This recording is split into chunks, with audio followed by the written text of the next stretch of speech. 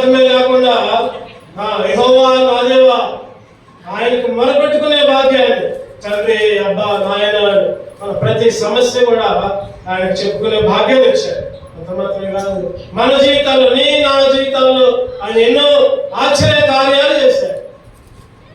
ఆశ్చర్య కార్యాలు, చచ్చిపోయిన వాళ్ళని ఆయనతో పాటు కూర్చొని ఆయనతో సహవాసాలు ఇచ్చి ఆయన రొట్టెలో ఆయన శరీరంలో ఆయన రక్తంలో చేవేసేలాగా సిద్ధపరిచారు. అంత మాత్రమే కాదు, దుఃఖములు బాధలు అంగలార్పులు నిట్టూర్పులు ఎన్నో సమస్యలతో ఉంటే గోరి పట్టణం విడిపించి సంతోష వస్త్రాన్ని, అందుకే ఆయన్ని స్తుతించుకోవాలి, అందుకే ఆయన్ని ఆరాధించుకోవాలి. అటువంటి ఆరాధన మనందరం కూడా చేస్తాం. మరి అట్లా చేస్తే మనం ఏం చేయాలంటే హృదయపూర్వకంగా ఆయన వెంబడించాలి. చాలా సార్లు మనకి ఇరుకులు కష్టాలు ఇబ్బందులు విలాప వాక్యాలు చూసుకుంటే చదవడం మాట విలాప వాక్యాలు 3వ అధ్యాయం 30వ వచనం. హృదయపూర్వకముగా ఆయన నరులకు విచారమైన బాధలను కలుగ చేయడు. హృదయపూర్వకముగా నీకు నాకు ఏ బాధ రాదు, ఏ కష్టం రాదు, ఏ దుఃఖం రాదు. హృదయపూర్వకంగా ఏది కూడా చేయడు. ఏం చేయాలంటే మనం హృదయపూర్వకంగా ఆయన్ని గమనించాలి. హృదయపూర్వకంగా చాలా ఉన్నాయి కానీ విషయాలు, ఒక 5 విషయాలు సమయానుకూలంగా హృదయపూర్వకంగా మనస్సులో పై కాదు లోపల హృదయపూర్వకంగా ఏం చేయాలి? క్లుప్తంగా కొన్ని వాక్యాలు చూసుకున్నారండి. మొదటిగా హృదయపూర్వకంగా ఏం చేయాలి? సామెతలు 3వ అధ్యాయం 1వ వచనం. సామెతలు నా కుమారుడా ఉపదేశమును మరువకుము, నా ఆజ్ఞలను హృదయపూర్వకముగా గైకొనుము. చాలు. మొదటిగా హృదయపూర్వకంగా ఏం చేయాలి? ఆయన ఆజ్ఞలను గైకోవాలి. ఈరోజు మన జీవితాల్లో దేవుడే ఒక్కోసారి కష్టాలు, ఇరుకులు, ఇబ్బందులు, శోధనలు తెస్తా ఉంటాడు. హృదయపూర్వకంగా నరులకి ఏది తీసుకుంటాడు ఆయన? హృదయపూర్వకంగా నేను కొన్ని విషయాలు చేయాలి. ఏంటంటే హృదయపూర్వకముగా ఆయన ఆజ్ఞలను గైకోవాలి. ఏంటి ఆయన ఆజ్ఞలు? ఏంటి? దేవుడు ఏదైతే చెప్తాడో, దేవుడు ఏదైతే మాట్లాడతాడో పదార్థాలు ఉన్నాయి. దేవుని సేవకుల ద్వారా లేకపోతే వాక్యం ద్వారా మనం ఏదైతే రోజు చదువుకుంటామో ఆ వాక్యం ద్వారా ఏదైతే దేవుడు మనతో మాట్లాడతాడో వాటికి విని లోబడాలి. వాటిని విని లోబడి ఆయన ఆజ్ఞల్ని గైకోవాలి. ఆ రోజు ఆదాముతో అంటాడు, చెప్పండి దేవుడు ఏమంటాడు? ఇగో ఈ పండు తిరుగుతాయా? అవదంటది. తిన్న తర్వాత ఎందుకు తిన్నారంటే ఆదాము ఏమంటాడు చెప్పండి? ఇగో నువ్వు నాకు ఇచ్చావే, ఈ స్త్రీయే నన్ను తినమని చెప్పింది. ఈ స్త్రీయే, స్త్రీ మీద పురుషుడు, పురుషుడి మీద స్త్రీలు. ఈరోజు చాలా మంది కూడా దేవుని విషయాల్లో, దేవుని మందిర విషయాల్లో ఏం చెప్తారంటే ఆ స్త్రీ అట్లా చేసింది, నా భార్య చేయబట్టి అంటారు పురుషుడు. కొంతమంది నా భర్త చేయబట్టి అంటారు. కొంతమంది మందిరానికి ఎందుకు రాట్లా, ప్రార్థనకి ఎందుకు రాట్లా, దేవుని ఎందుకు స్తుతించట్లేదంటే ఏదో ఒక వంకలు చెప్తా ఉంటారు. హృదయపూర్వకంగా ఆయనకు లోబడాలి, హృదయపూర్వకంగా ఆయన స్తుతించాలి, హృదయపూర్వకంగా ఆయన ఆజ్ఞలను గైకోవాలి. ఎప్పుడైతే ఆజ్ఞలు మీరాలో ఏం జరిగింది చెప్పండి? నేల క్షమించబడింది. నేల ఏమైంది? క్షమించబడింది. దేవుని ఆజ్ఞలు లేకపోతే దేవుని మందిరంలో గడపాలి. నిజంగా చెప్పండి, ఈ ఎండాకాలం ఏంటి బాధ, ఏంటి సమస్య? అసలుకి 11 అయితే నేను అనుకున్న ఈరోజు 11:30, 11:30 ముగించాలనుకున్నాను. మరి ఎంత ఎండలో కూడా వచ్చి దేవుని స్తుతిస్తున్నామంటే చాలా సంతోషం. మాట చెప్పాలి ఏంటంటే ఆయన మందిరంలో నివసించుదా ఎంతో ఆనందం, ఎంతో దీవెన. మనకి కష్టమైన, నష్టమైన, ఈ ఎండాకాలమైన, ఎండలైన, వృద్ధులేంటి, యవనస్తులేంటి, లేదా అనారోగ్య గ్రస్తులేంటి, ఒంట్లో బాగాలేకపోయినా మందిరంలోకి వచ్చారంటే ఖచ్చితంగా దేవుని స్తుతించాలి, దేవుని ఆరాధించాలి, దేవుని ఆజ్ఞలకు లోబడాలి, దేవుని ఆజ్ఞలకు ఆయన మందిరంలో గడపాలి. వారంలో ఒక్కరోజు. ఈరోజు చాలా సార్లు ఆయన ఆజ్ఞలు మీరుతూ ఉంటున్నాము. దేవుని ఆజ్ఞలకు విధేయంగా ఉన్నట్ల, దేవుని ఆజ్ఞలకి ఈరోజు మనం ఏం చేసాం, లేకపోతే ఏం చేసాం, ఎన్ని చర్చలు కట్టించాం, లేకపోతే ఇంకేదో చేసాం, ఇంకా దాన ధర్మాలు చేసామా, లేకపోతే ఇంకా చేసామా, ఏం చేసామా, అవన్నీ ముఖ్యం కాదు. కానీ దేవుని ఆజ్ఞకు లోబడ్డామా లేదా, దేవుని ఆజ్ఞను పాటించామా లేదా, అది ముఖ్యం. మొదటి సమయాలు 15వ అధ్యాయం 26వ వచనం చూస్తే, మొదటి సమయాలు 15:26, 236 పేజీ నంబర్. అందుకు సమయాలు, నీతో కూడా నేను తిరిగి రాను, యెహోవా ఆజ్ఞను విసర్జించితివి కనుక ఇశ్రాయేలు మీద రాజుగా ఉన్నప్పుడు యెహోవా నిన్ను విసర్జించినని చెప్పి, యెహోవా ఆజ్ఞ మీరితే ఆ రోజు సౌలునే రాజు నుంచి తీసేశారు. చెప్పండి, యెహోవా ఆజ్ఞ వినల, యెహోవా ఆజ్ఞను విసర్జించలేదు కనుక దేవుడు కూడా నిన్ను విసర్జించాడు. ఈ మధ్యాహ్న కాల సమయంలో దేవుడు మీతో నాతో కూడా దినాలు చెబుతున్నాడు, నా ఆజ్ఞలు మీరితే నేను మిమ్మల్ని కూడా విసర్జిస్తా, మిమ్మల్ని కూడా నేను పట్టించుకోను, మీకు ఏది జరిగినా కూడా నేను మీ పట్ల కార్యాలు చేయను, విసర్జిస్తా అంటున్నాడు. ఏమంటున్నాడంటే విసర్జిస్తా. యెషయా గ్రంథం 48, యెషయా గ్రంథం 48:18 చూద్దామండి. నీవు నా ఆజ్ఞలను ఆలకింపవలెనని నేను ఎంతో కోరుచున్నాను, ఆలకించిన యెడల నీ క్షేమము నడివెను, నీ నీతి సముద్ర తరంగముల వలె ఉండును. ఆలకిస్తే నీ సంతానము ఇసుక వలె విస్తారమగును, నీ గర్భఫలము దాని రేణుల వలె విస్తరించును. వారి నామము నా సన్నిధి నుంచి కొట్టివేయబడదు, మరవబడదు. గుర్తుపెట్టుకో, దేవుని ఆజ్ఞలు వింటే నీకు క్షేమం, దేవుని ఆజ్ఞకు లోబడితే నీ సంతానం ఇసుక వలె విస్తారమైందంట, నీ గర్భఫలము ఇసుక రేణుల వలె, వారి నామము నా సన్నిధి నుంచి కొట్టివేయబడదు. ఈరోజు మన జీవితంలో క్షేమం ఉండట్లేదంటే, మన కుటుంబాల్లో క్షేమం ఉండట్లేదంటే దేవుని ఆజ్ఞలు పాటించాలి, దేవుని ఆజ్ఞలకు విధేయంగా ఉండట్లా, దేవుని ఆజ్ఞలు లెక్క చేయట్లా. అందుకనే మన జీవితాల్లో క్షేమం ఉండట్లా, దేవుడు మనల్ని విసర్జిస్తా ఉన్నాడు. మార్క్స్ వార్త చూస్తే, మార్క్స్ వార్త 7వ అధ్యాయం, మార్క్స్ వార్త 7వ అధ్యాయం 5వ వచనం వరకు.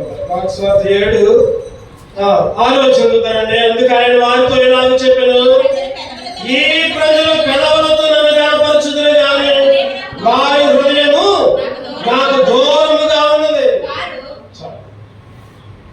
పెదవులతో కనపరుస్తున్నారు కానీ హృదయం మాత్రం దూరంగా ఉంది, హృదయం మాత్రం దూరంగా ఉంది. మన హృదయాన్ని పై పెదవులతో ఆరాధించే పెదవులుగా ఉంచకుండా మనస్ఫూర్తిగా హృదయానుసారముగా దేవుని ఆజ్ఞల్ని పాటించాలి. ఎప్పుడైతే హృదయపూర్వకంగా దేవుని ఆజ్ఞలు పాటిస్తామో దేవుడు మనకి ఏ కష్టం రాలేదు, క్షేమాన్ని ఇస్తాడు. రెండవది చూద్దామండి, హృదయపూర్వకంగా ఏం చేయాలి. మొదటి రాజులు 15వ అధ్యాయం, మొదటి రాజులు 15వ అధ్యాయం 14వ వచనం, 296 పేజీ. ఆస తన దినములన్నీ హృదయపూర్వకంగా యెహోవాను అనుసరించెను, కానీ ఉన్నత స్థలములను తీసివేయకపోయాడు. హృదయపూర్వకముగా యెహోవాను అనుసరించాడు, కానీ ఉన్నత స్థలాన్ని. రెండవదిగా హృదయపూర్వకంగా ఏం చేయాలంటే మనం దేవుణ్ణి అనుసరించాలి. చెప్పండి, ఏం చేయాలి చెప్పండి. హృదయపూర్వకంగా దేవుని అనుసరించాలి.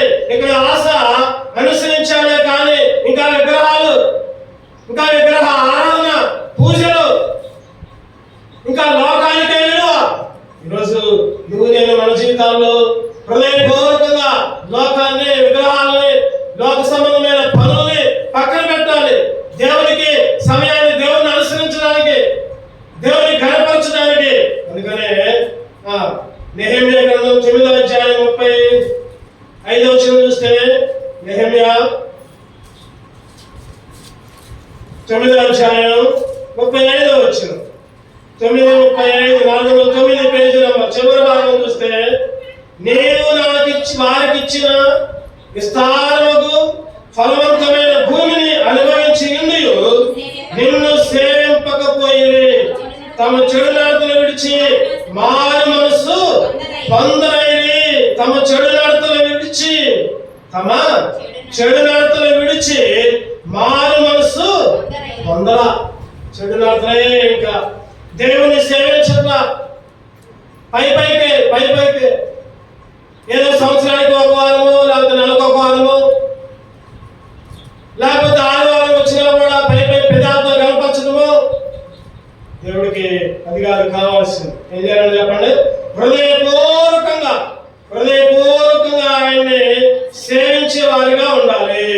హృదయపూర్వకంగా ఆయన్ని సేవించాలి. మొదటి సమయాలు 12:24 మొదటి సమయాలు 12:24 ఆయన మీ కొరకు ఎన్ని గొప్ప కార్యములు చేసిన మీరు తలంచుకొని యెహోవాను భయభక్తులు కలిగి నిష్కపటులై పూర్ణ హృదయంతో ఆయనను సేవించుట. పూర్ణ హృదయంతో ఆయన నీ కొరకు ఎన్ని కార్యాలు చేశాడు చెప్పమంటే సాక్ష్యాలు ఎన్నో చెబుతాం మనం. నేను చచ్చిపోయే స్థితి నుంచి దేవుడు నన్ను బ్రతికించాడంటాం, లేకపోతే రకరకాల ప్రమాదాల నుంచి దేవుడు కాపాడని అంటాం, లేకపోతే ఇంకేదో దేవుని గురించి గొప్ప చేస్తాం. మంచిదే కానీ హృదయపూర్వకంగా పూర్ణ హృదయంతో ఏం చేయాలంట? ఆయన సేవించుట ఆవశ్యకం. ఖచ్చితంగా చేయాలి. మిగిలి చేసినా చేయకపోయినా పనులు హృదయపూర్వకంగా పూర్ణ హృదయముతో దేవుడు మీ కొరకు ఎన్ని గొప్ప కార్యములు చేసినో ఒకసారి ఆలోచించుకుంటే నీ పట్ల, నీ కుటుంబం పట్ల, మన పట్ల, మన కుటుంబాల పట్ల ఎన్ని గొప్ప కార్యాలు.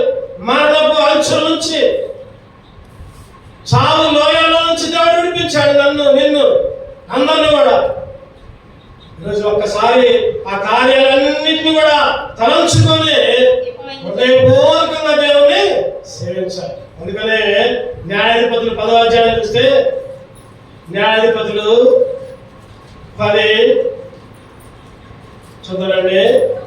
న్యాయాధిపతులు 10:16 యెహోవాను సేవింపవలెనని తమ మధ్య నుండి అన్య దేవతలను తొలగింపగా ఆయన ఆత్మ ఇశ్రాయేలీయులు కలిగిన దురవస్థను చూచి సహింపలేకపోయాడు. అప్పుడు దాకా అన్ని దేవతలు సేవించారు.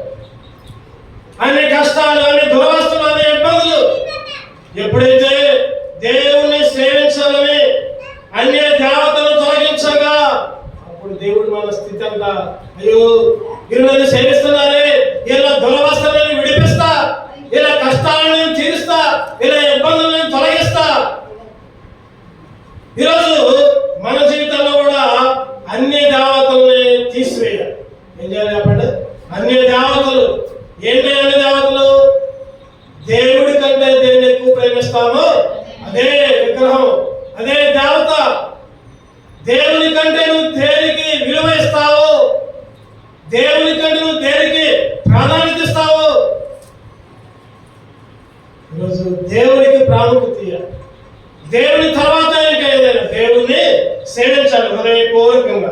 చూద్దాం కూడా మొదటి పేతురు 1వ అధ్యాయం 23 క్లుప్తంగా ధ్యానించుకున్నాము. మొదటి పేతురు 1వ అధ్యాయం 23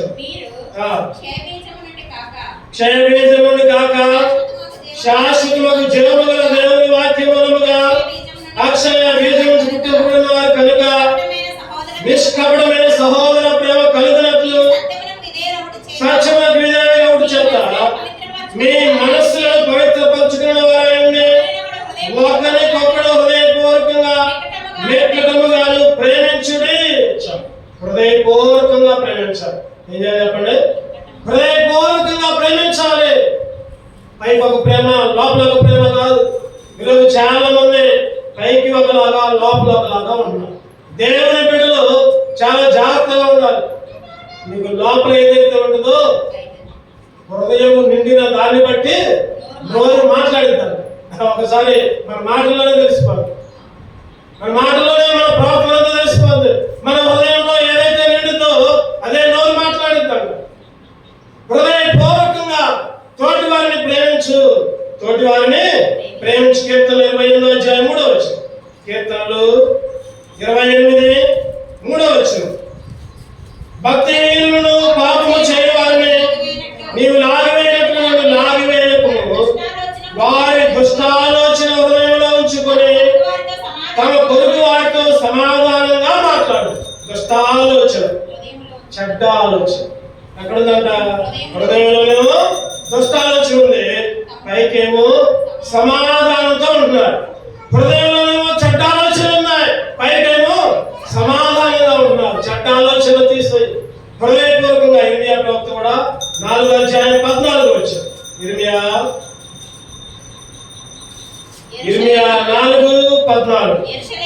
యెరూషలేమా, నీవు రక్షింపబడినట్లు నీ హృదయంలో నుండి చెడుతనము కడిగి వేసుకొనుము.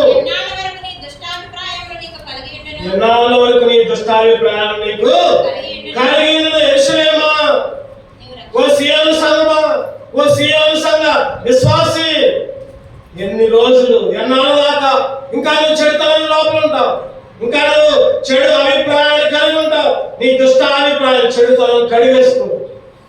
యేసు రక్తంతో నీ చెడు అభిప్రాయాలని కడుగు. ఎన్నాళ్ళ దాకా ఇంకా లోపల ఒకటి పైన ఒకటి. సరైన ప్రేమ లేదు. హృదయపూర్వకంగా ప్రేమించలేకపోతున్నావా? నీ తోటి వారిని, నీ పొరుగు వారిని హృదయపూర్వకంగా క్షమించలేకపోతున్నావా? పైకే మాట్లాడుకో, పైకే, లోపల మాత్రం కత్తులే. ఇంకా లోపల నీకు పగ ఏంటి అంటే సైతాన్ని పెట్టే కుతంత్రాలు ఇవి. దేవుని హృదయపూర్వకంగా దేవుని ప్రేమించబడగా ఉంచదు. నీ పొరుగు వారిని నువ్వు ప్రేమించకపోతే, కనబడే నీ పొరుగు వారిని ప్రేమించకపోతే, కనబడే దేవుని ఎలా ప్రేమిస్తావు? ఈరోజు ఒకే మందిరం, ఒకే సంఘం, ఒకే వీళ్ళు, ఒక ఇంట్లో ఉన్నారు, అయినా కానీ ద్వేషాలు, ఒకరి గురించి ఒకరి మీద చెప్పుకోవడం. ఈరోజు ఎన్నాళ్ళ దాకా ఇంకా అంతే ఉంటావు? ఎన్నాళ్ళ దాకా నీ చెడు అభిప్రాయం నీ హృదయంలో ఉంటుంది? ఒకే ఇంట్లో ఉన్నా, ఒకే బజార్లో ఉన్నా, ఒకే సంఘంలో ఉన్నా, ఒకే బలంలో చేయవేసిన ఇంకా హృదయంలో దుష్టాలోచన ఏంటి, చెడుతనం ఏంటి? హృదయపూర్వకంగా ప్రేమించాలి. 4వ చూద్దామండి. కీర్తనలు 15వ అధ్యాయం 2వ వచనం. కీర్తనలు 15:2. యథార్థమైన ప్రవర్తన కలిగి నీతిని అనుసరించుచు హృదయపూర్వకముగా నిజము పలుకువాడే. ఎవరంట? ఆయన గుడారములో అతిథి. ఆయన పరిశుద్ధ పర్వతం మీద నివసింపదగిన వాడు. ఎవరు ఆయన గుడారంలో ఉంటారు? ఎవరు ఆయన పరలోక రాజ్యంలో ఉంటారు? ఎవరు పరిశుద్ధ పర్వతం మీద నివసిస్తారు అంటే హృదయపూర్వకంగా నిజము పలుకువాడే. హృదయపూర్వకంగా నిజం పలికేవాడే. హృదయపూర్వకంగా ఏం చేయాలి? ఒకటి ఆజ్ఞలు పాటించాలి. 2వది హృదయపూర్వకంగా దేవుణ్ణి అనుసరించాలి. 3వది హృదయపూర్వకంగా ప్రేమించాలి. 4వది హృదయపూర్వకంగా నిజం పడతాయి. నిజం ప్రాణం పోయినా కూడా అబద్ధం ఆడవు. చిన్నదే కదా, చిన్న అబద్ధమే కదా. ఈరోజు విశ్వాసులే ఎక్కువ అబద్ధాలు ఆడుతున్నారు. ఒక ఆయన చెబుతున్నాడు, ఒక సేవకుడు చెబుతున్నాడు, ఏంది ఆ సంగతి అంటే బయట వాళ్ళు అబద్ధం ఆడతారంట. ఆ సేవకుడితో చాలా మంది అన్యులు మాట్లాడతారంట, విశ్వాసులు మాట్లాడతారంట. బయట వాళ్ళు ఎవరు కూడా సేవకుని చాలా గౌరవిస్తారంట. సేవకుడు అంటే గౌరవం. దేవుని అంగీకరించకపోయినా ఎవరు అబద్ధం చెప్పరు. ఎవరు అబద్ధం చెబుతారంటే విశ్వాసులే అబద్ధం చెబుతారంట. విశ్వాసులే మందిరానికి వచ్చే వాళ్ళే నిజం చెప్పట్ల. మనసులో ఒకటి, లోపల ఒకటి. ఈరోజు హృదయపూర్వకంగా ఏం చేయాలి చెప్పండి? యాకోబుని పేరు అడిగితే ఏమన్నాడు చెప్పండి? ఏమన్నాడు? నీ పేరేం పేరయ్యా?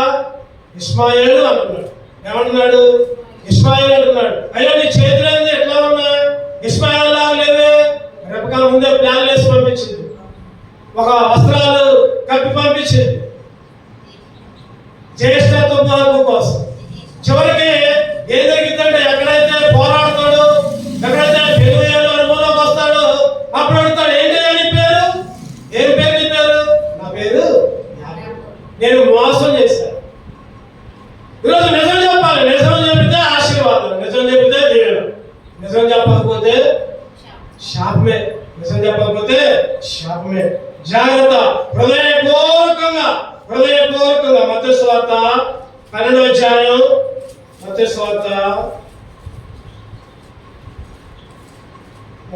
12వ అధ్యాయంలో ఒక మాట ఉంటుంది.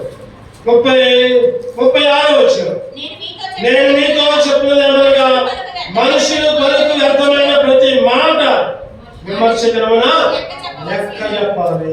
ఏ మాట మాట్లాడతావు, ఎవరితో ఏ మాట మాట్లాడతావు? ఈరోజు విశ్వాసులు ఒకళ్ళ దగ్గర ఒక మాట, ఒకళ్ళ దగ్గర ఒక మాట, సేవకుల దగ్గర ఒక మాట, ఇంకొకళ్ళ దగ్గర ఇంకొక మాట, లేకపోతే తోటి వాళ్ళ దగ్గర ఒక మాట, పక్కన వాళ్ళ దగ్గర ఒక మాట, భర్త దగ్గర ఒక మాట, పిల్లల దగ్గర ఒక మాట. ఈరోజు ఏంటి? నిజము పలుకు, నిజంగా మాట్లాడు. నీ హృదయపూర్వకంగా నువ్వు నిజం పలకపోతే నీకు శాపం, నీకు దీవెన ఉండదు. హృదయపూర్వకంగా. చివరిగా 5వ చూద్దానండి. చివరిగా కీర్తనలు 119, కీర్తనలు 119, 145వ వచనం, 119, 145వ వచనం, 518. హృదయపూర్వకంగా నేను మొరపెట్టుచున్నాను, నీ కట్టడలను నేను గైకొన్నట్టు నాకు ఉత్తరమిమ్ము. హృదయపూర్వకంగా నేను మొరపెట్టుచున్నాను. ఏడ్చుకుంటూ హృదయపూర్వకంగా మొరపెట్టాలి. ఈ రోజులు ఎట్లా ఉన్నారంటే ఏడుస్తారు, కన్నీరు కాస్తారు, మొరపెడతారు, మళ్ళీ బయటికి పోతే మామూలే. మళ్ళీ లోపలికి వస్తే అయ్యా నేను ఎటు చేశానయ్యా, అటు చేశానయ్యా అని ఏడ్చుకుంటూ మొరపెడతారు. మళ్ళీ బయటికి పోతే దాన్ని విడిచిపెట్టాలి. హృదయపూర్వకంగా మొరపెట్టాలి. ఏదైతే మొరపెట్టావో, ఏదైతే ఒప్పుకున్నావో, బయటికి పోయిన తర్వాత మళ్ళీ దాని జోలికి రాకూడదు. బయటికి పోయిన తర్వాత మళ్ళీ దాన్ని తీసివేయాలి. హృదయపూర్వకంగా దానికి మొరపెట్టాలి. ప్రభువా ప్రభువా ప్రభువా ప్రభువా అనిపిస్తారు. ఏమంటారు? అయ్యో నీ నామంలో అది చేయలేదా, నీ నామంలో దయ్యాలను కొట్టావు, నీ నామంలో అద్భుత కార్యాలు చేశావు, నీ నామంలో చచ్చిపోయిన వాళ్ళని లేపావు అంటే దేవుడు ఏమంటాడు చెప్పండి? మీరెవరో ఎరగని పోండి. ప్రభువా ప్రభువా ప్రభువా అంటూ కాదు, ఏడవడం కాదు, హృదయపూర్వకంగా మొరపెట్టాలి. శంకరే ఏం చేశారు చెప్పండి? శంకర్ ఏం చేశారు? రొమ్ము కొట్టుకొని మొరపెడుతున్నాడు. ఈ పాపినయ్యా నన్ను కరుణించు. ఈరోజు హృదయపూర్వకంగా ఆయన దగ్గర మొరపెట్టాలి. దేవుడు ఖచ్చితంగా మిమ్మల్ని ఆలకిస్తాడు. తప్పు చేసి మొరపెట్టి మళ్ళీ అదే తప్పు చేసి మళ్ళీ మొరపెట్టి మళ్ళీ అదే తప్పు చేస్తే చెప్పండి ఏం జరిగింది? ఇది ఇంతేనే ఇక మారడం ఏం లేదు. ఈరోజు చాలా మంది కూడా అందుకనే మత్తయి సువార్త 15వ అధ్యాయం వచ్చారు. మత్తయి సువార్త 15:22. యేసు అక్కడి నుండి బయలుదేరి తూరు సీదోను ప్రాంతం వెళ్ళగా ఇదిగో ఆ ప్రాంతంలో కానాను స్త్రీ ఒకటి వచ్చి, ప్రభువా దావీదు కుమారుడా నన్ను కరుణింపు. ఒక్క మాట కూడా మాట్లాడాలి. ఈ వచనాలన్నీ చూస్తే దేవుడు అసలు పట్టించుకోలేదంట. శిష్యులు కూడా ఎలా కొట్టారంట, శిష్యులు కూడా పట్టించుకోలేదంట. మళ్ళీ చివరికి ఆమె అయితే విడిచిపెట్టాలి. చివరికి యేసుక్రీస్తు ఏం చేశాడు చెప్పండి? 25వ వచనం చూస్తే అందుకే యేసు, అమ్మా నీ విశ్వాసము. మనం ఎట్లా మొదలుపెట్టాలంటే ఆ మొరని ఆలకించి దేవుడు మన పక్షాన కార్యాలు చేసేదాకా మొరపెట్టాలి. దేవునికి హృదయపూర్వకంగా మొరపెట్టాలి. దేవుడి దగ్గర పోయి పోవంటే పోవడం కాదు, లేకపోతే ఇల్లు అంటే వెళ్ళడం కాదు, నీకు స్వస్థత రాదండి ఏదో వచ్చాలే, ఏదో నీకే విశ్వాసం లేకపోతే ఇంకా ఏం మొదలుపెడతావు? ఆయన ఏం కార్యం చేస్తావు? హృదయపూర్వకంగా దేవుని దగ్గరికి వచ్చి మొదలుపెట్టాలి. ఆ రోజు ఇశ్రాయేలు మొర దేవుడు విన్నాడు. ఇశ్రాయేలీయుల మూలుగులు నిర్గమకాండం 2వ అధ్యాయం 23వ వచనం చూస్తే వారి మూలుగులు దేవుడు విన్నాడు. వారి మూలుగులు. ఈరోజు దేవునికి యథార్థముగా నమ్మకంగా మొదలుపెట్టాలి. ఆయన ఆజ్ఞలను గైకొన్నట్లు, ఆయన కట్టడలను గైకొన్నట్లు నాకు ఉత్తరమేయ్యా. పై ఆరాధన కాదు, పై ప్రార్థన కాదు. లోకస్వార్తలు 6వ అధ్యాయం 46వ వచనం. లోకస్వార్త 6:46. నేను చెప్పు మాట ప్రకారం మీరు చేయక ప్రభువా ప్రభువా అని పిలుచుట ఎందుకు? చాలు.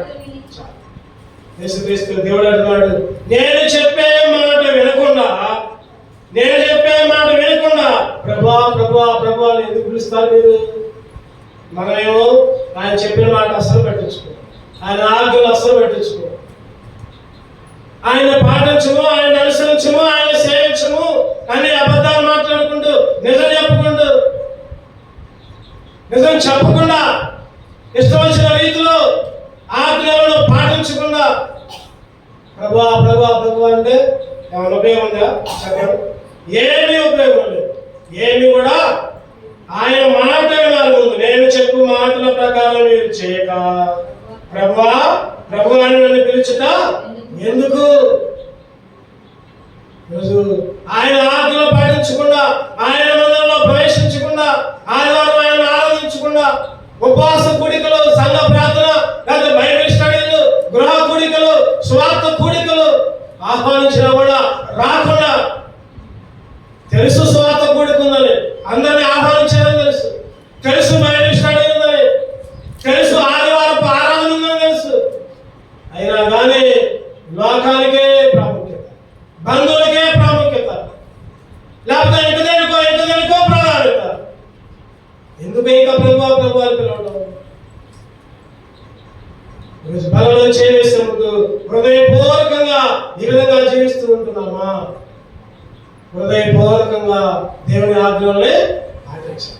రెండవగా చెప్పండి, హృదయపూర్వకంగా ఆయన్ని అనుసరించాలి. మూడవదిగా హృదయపూర్వకంగా ఆయన ప్రేమించాలి. ఆయనే కాదు, తోటి వారిని అందరూ కూడా ప్రేమించాలి. నాలుగవదిగా హృదయపూర్వకంగా అబద్ధాలు చెప్పకూడదు, నిజం మాట్లాడాలి. ఎక్కడున్నా సరే, ఎక్కడికి పోయినా. చివరిగా ఐదవది హృదయపూర్వకంగా చెప్పండి దేవునికి మాట్లాడాలి. ఎప్పుడైతే ఈ విధంగా జీవిస్తామో దేవుడు మనకి ఏ శిక్ష రాలేడు, ఏ కష్టం రాలేడు, ఏ ఇబ్బంది కూడా. అటువంటి కృప దేవుడు మనకి అనుగ్రహించుగా. సరి చేసుకున్నాం, పశ్చాత్తాపం రెండు మోకరించుకున్నాం. ఒక్క నిమిషం మనమే సరి చేసుకున్నాం. ఒక్క